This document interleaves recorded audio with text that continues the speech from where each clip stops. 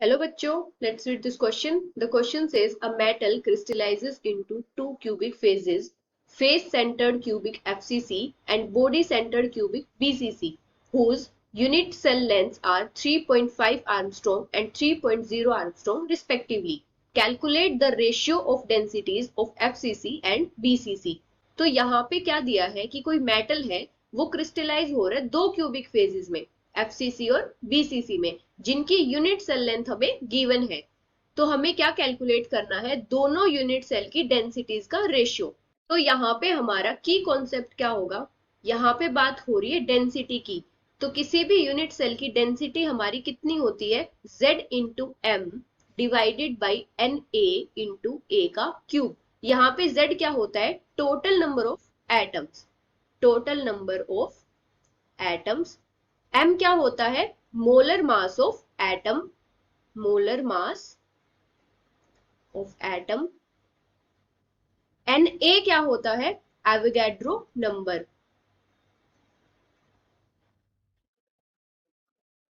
और a क्या होता है, एज लेंथ किसी भी यूनिट सेल की।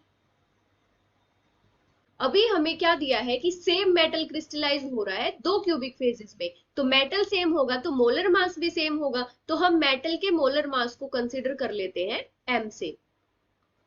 अभी अगर हम एफसीसी की बात करें तो एफसीसी में हमारी एज लेंथ कितनी गिवन है, 3.5 आर्मस्ट्रॉन्ग। और एफसीसी में टोटल नंबर ऑफ एटम्स हमारे पास कितने होते हैं, 4।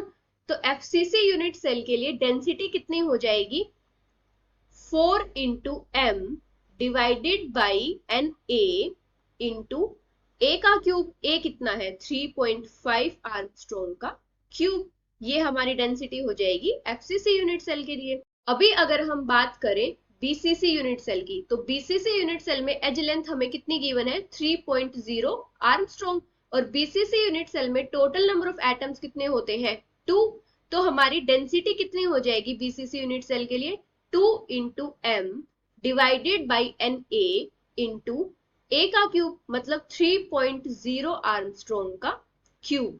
ये हो जाएगी हमारी डेंसिटी बीसीसी यूनिट सेल के लिए। अभी हमें रेशियो निकालना है एफसीसी यूनिट सेल की डेंसिटी का बीसीसी यूनिट सेल की डेंसिटी के साथ। तो एफसीसी यूनिट सेल की डेंसिटी हमारी कितनी थी, 4 into M divided by N A into 3.5 armstrong का क्यूब।